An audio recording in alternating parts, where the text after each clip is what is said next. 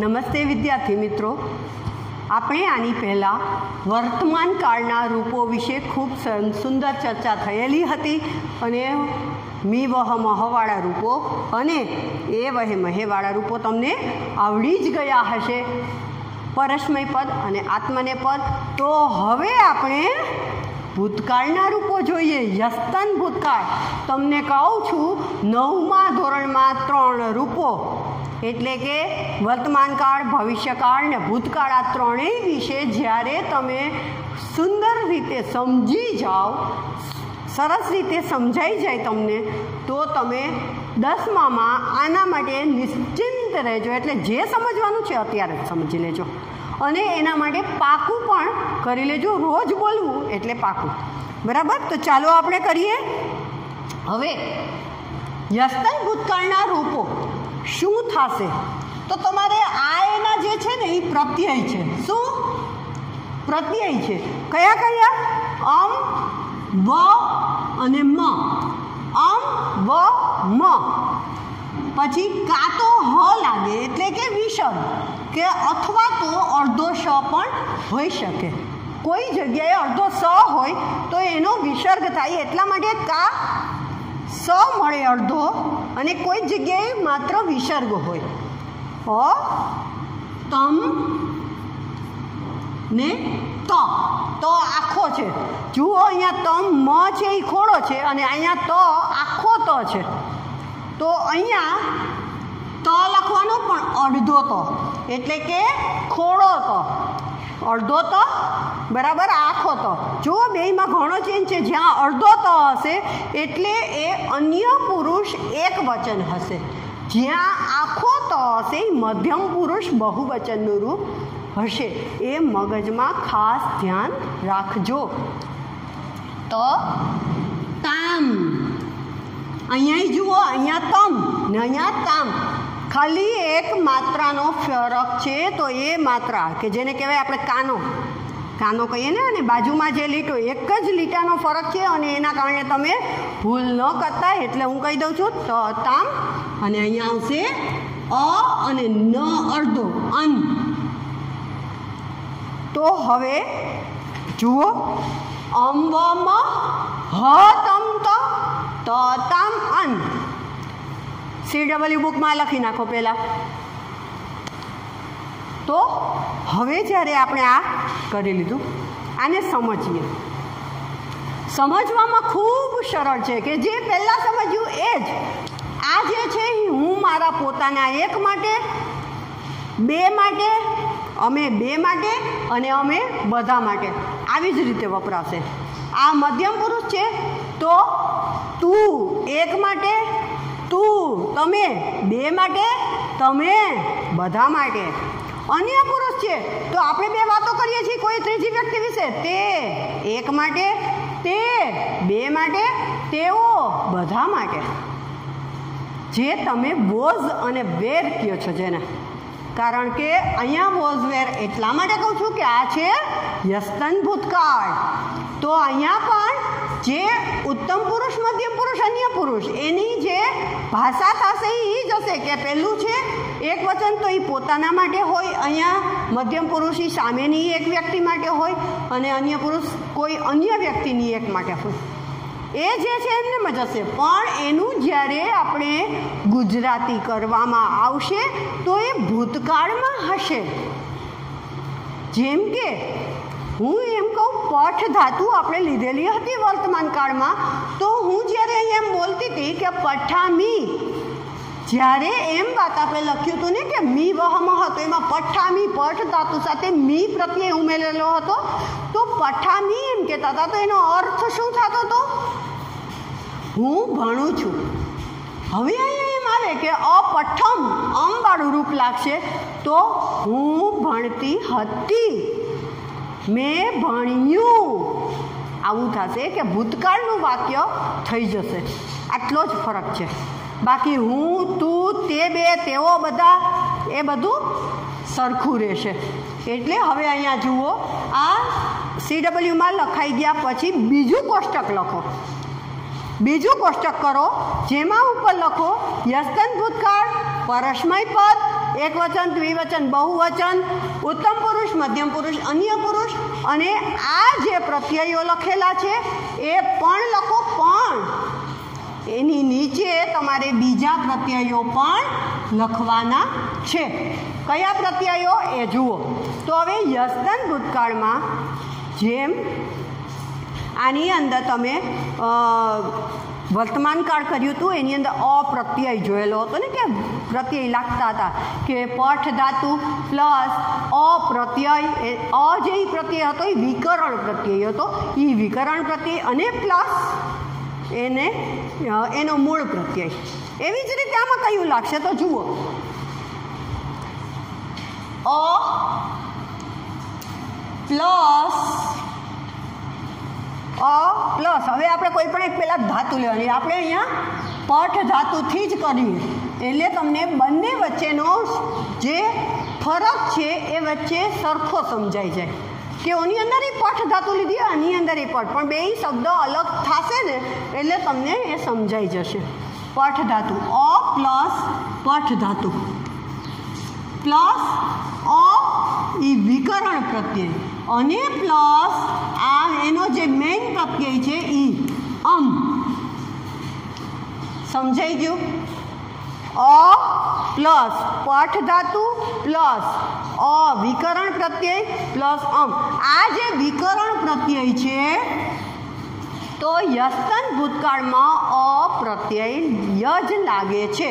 અપ્રત્યય અને આગળ ભૂતકાળનું વાક્ય હશે અને એનું જે ક્રિયાપદ છે પઠ હોય, મેલ હોય, લેખ હોય, ખાદ હોય, ખાવું, નાચવું, કૂદવું કોઈ પણ હશે, પણ એમાં એટલું યાદ રાખજો કે યસ્તન ભૂતકાળ હશે એટલે આગળ અપ્રત્યય હશે ને હશે જ. બરાબર? તો એ ભૂતકાળનું છે.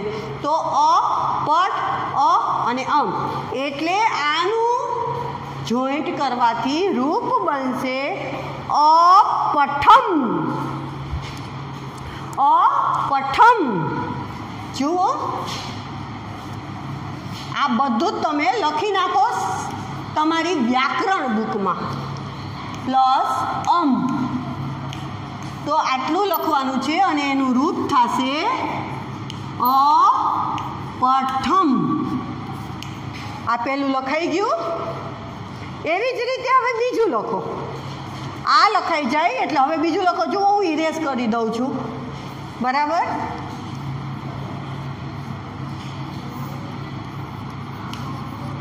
અહીંયા પાછો અપ્રત્યય વિકરણ પ્રત્યય પ્લસ પઠ ધાતુ પ્લસ આની જેમ જ અપ્રત્યય પ્લસ હવે આ પ્રત્યય લાગશે મૂળ પ્રત્યયમાં વ એટલે આનું રૂપ થશે અહીંયા આ પ્રત્યય આવશે.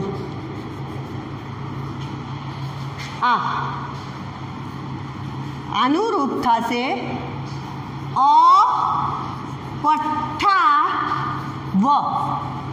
અપઠાવ. Okay, clear? જો એનું એક છે બધું, આ બધું જે છે એમને જ અહીંયા આ થઈ જશે એટલું અને અપઠાવ આ લખો. અને એવી જ રીતે હવે આ લખો કે અ પ્લસ પઠ ધાતુ પ્લસ આ પ્રત્યય પ્લસ મ અને એનું રૂપ થશે અપઠામ. અપઠામ. આ પહેલું ઉત્તમ પુરુષમાં આ 3 લાઈન લખવાની રહેશે. હવે આપણે મધ્યમ પુરુષની લખીએ. હવે મધ્યમ પુરુષની લાઈન લખીએ. બરાબર?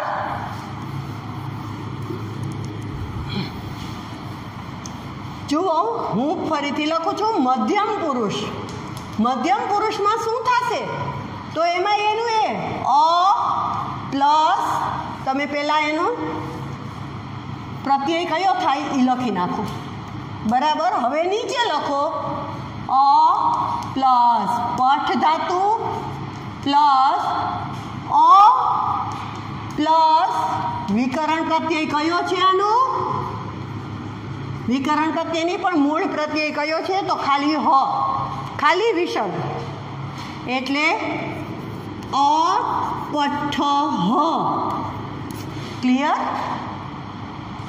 जो अहींया स होय तो अपठस आम थशे, अपठस।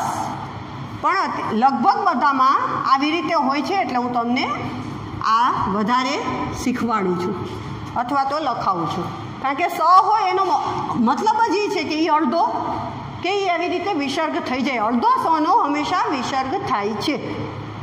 આ સમજાઈ ગયું? હવે મધ્યમ પુરુષ દ્વિવચન જોઈએ। શું થશે? એનું તમ થાય છે ને, તમ, તો અ પ્લસ પઠ ધાતુ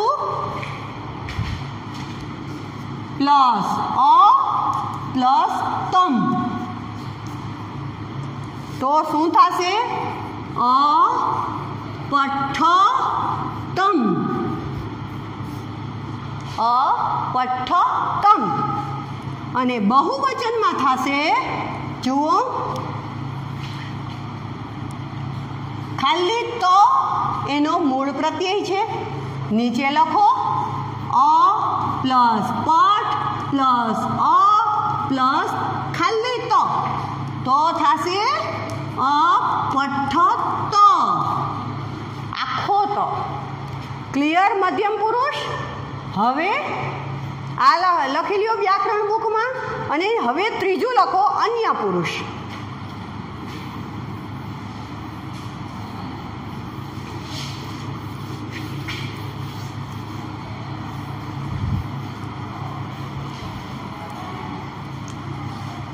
તમારે આ અલગ અલગ કોષ્ટક નહીં, આખું એક જ લખવાનું છે, મારે સમય નહીં એટલા માટે થઈ અને મેં અલગ કરીને તમને આપેલું છે। તમે જુઓ, હવે આવશે અન્ય પુરુષ, તો એનો પ્રત્યય લખી નાખો પહેલાં, ત તામ ને અન, અન, બરાબર? આવા પ્રત્યય થાય છે, તો તનું કરીએ પહેલાં, અ પ્લસ પઠ પ્લસ અ પ્લસ તો શું થશે? अपठत। તો અડધો, એની અંદર શું હતું? પહેલાં મધ્યમ પુરુષ બહુવચનમાં अपठत, અને આની અંદર થશે अपठत।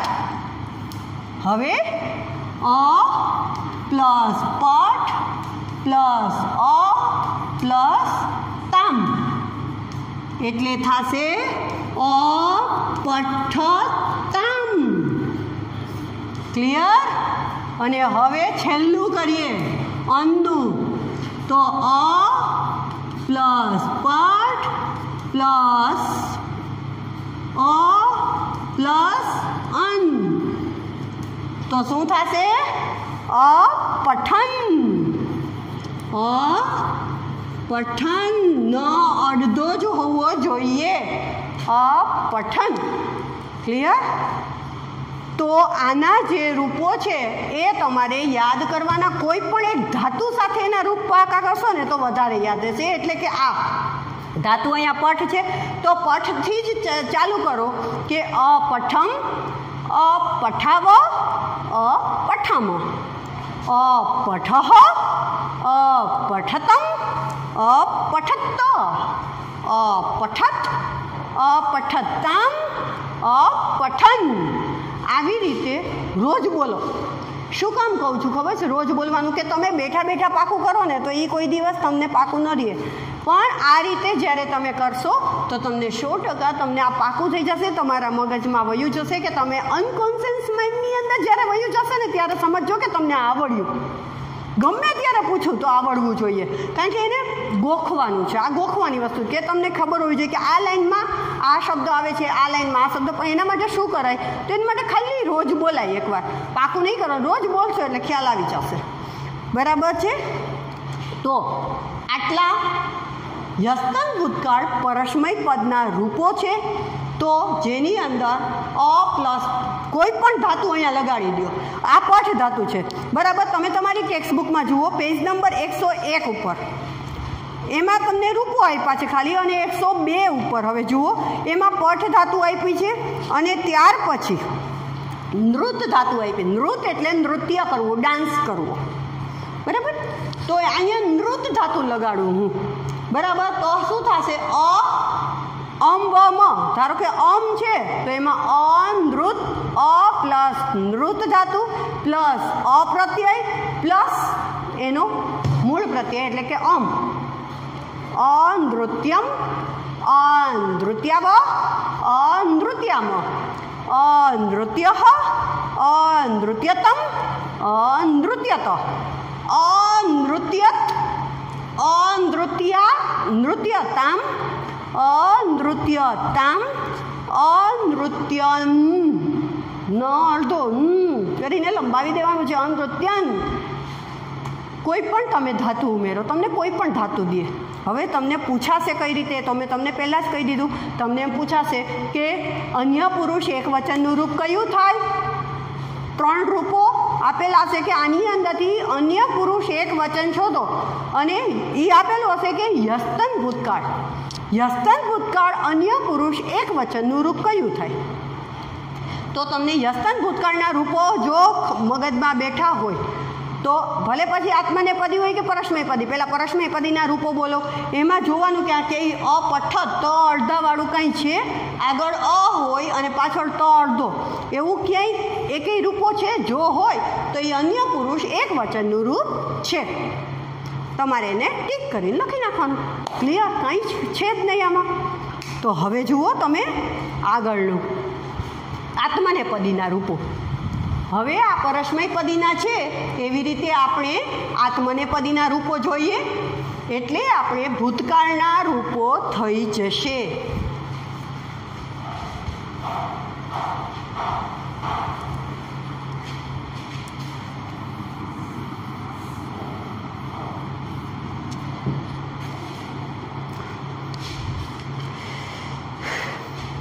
હવે પેજ નંબર, તમારી પાસે ટેક્સ્ટ બુક હોય તો પેજ નંબર 101 ઉપર જોજો.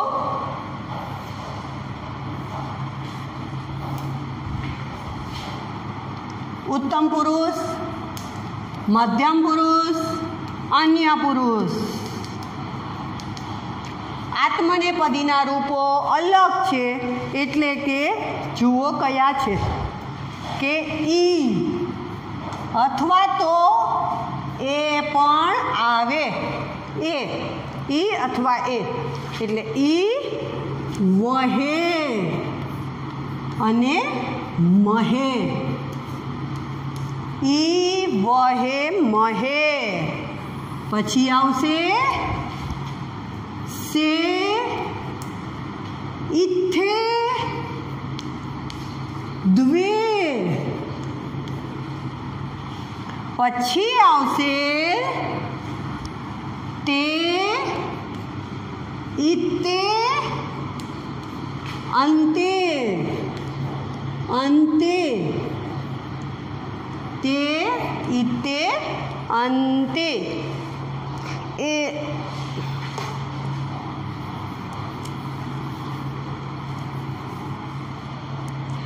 સુરી, મેં તમને પરસ્મયપદના રૂપો લખાવી દીધા. જુઓ, ઈ વહી મહી. કારણ કે બંનેના થોડા ઘણા સેમ રૂપો છે, તો મારાથી પણ એ ભૂલથી થઈ ગયું છે. ઈ વહે મહે ને, ઈ વહી મહી. ઈ વહી મહી. થાસ. થાસ. સ અડધો. અથવા તો શું થશે? તો મેં તમને કીધું કે સ અડધો એનું શું થાય? તો વિસર્ગ થઈ જાય, એટલે ક્યાંક થાહા એમ પણ જોવા મળે. થાસ ઇથમ. થાસ ઇથમ ને ધ્વમ. થાસ ઇથમ ધ્વમ ને ત ઇતામ અંત. ત ઇતામ અંત. ક્લિયર? આ છે આત્મનેપદ.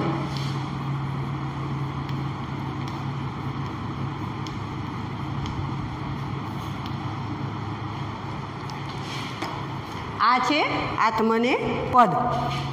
हवे अहींया आ तमे पहेला व्याकरण बुक में लखी नाखो, कारण के आ एना प्रत्ययो मूळ प्रत्यय। हवे एनी नीचे तमे जेम लखो छो ए ज रीते लखो। आमां पण के जेम मैं तमने आनी पहेला लखावेलुं ज हतुं अ प्लस। हवे अहींया आपणे लेशुं लब धातु। कई धातु लेशुं? लब। तो अ प्लस लब प्लस अ प्लस ए। जेम परस्मय पद में कर्યું सेम टू सेम एवी रीते, पण मात्र धातु कई? लब। अने विकरण प्रत्यय एना बंने जे छे अ अहींया आवशे तो ई बधुं सेम रहेशे, पण अहींया जे एनो मूळ प्रत्यय छे ई बदलाई जशे, ई अथवा ए, एटले आने थशे अलभे। अलभे एवुं एनुं रूप थशे। आनुं शुं थशे? अलभे एम थशे। लब वत्ता ए कह्युं ने अलभे। एवी ज रीते अहींया विकरण प्रत्यय सहितनुं लखी नाखो, पछी थशे अलभा वही, जेमां थशे अ प्लस लब धातु प्लस आ प्रत्यय प्लस वही। एवी ज रीते अ प्लस लब धातु प्लस आ प्रत्यय प्लस मही, अलभा मही। बराबर? अलभथाहा।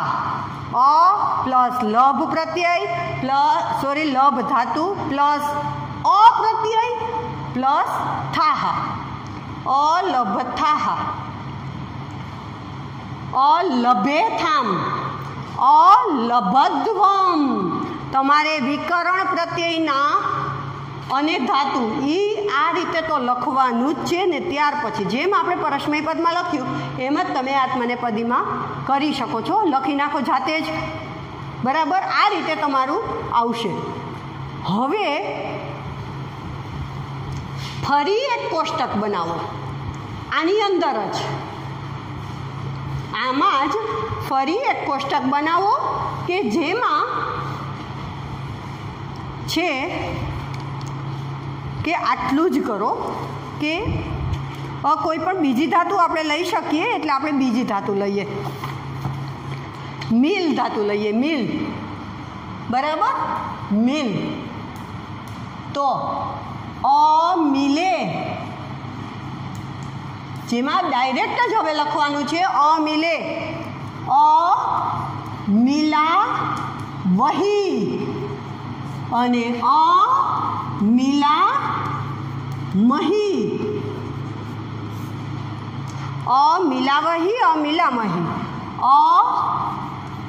सॉरी अहींया पहेला न लखता तमे अने आनुं गुजराती लखो हवे के हूँ मळ्यो, अमे बे मळ्या, अमे बधा मळ्या। लखी नाखो हूँ मळ्यो, अमे बे मळ्या, अमे बधा मळ्या। हवे मध्यम पुरुष में लखो तो शुं लखशो? अमिले, अमिले थाहा। सॉरी अमिलथाहा, अमिलथाहा, अमिलेथाम अने अमिलेध्वम।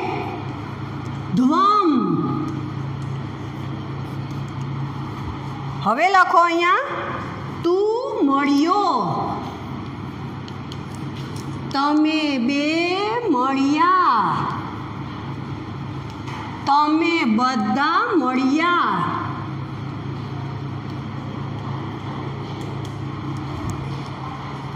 हवे एवी रीते अन्य पुरुष छे तो एमां लखो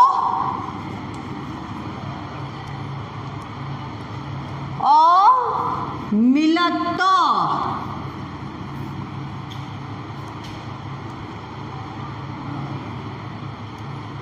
અમિલત, અમિલેતામ,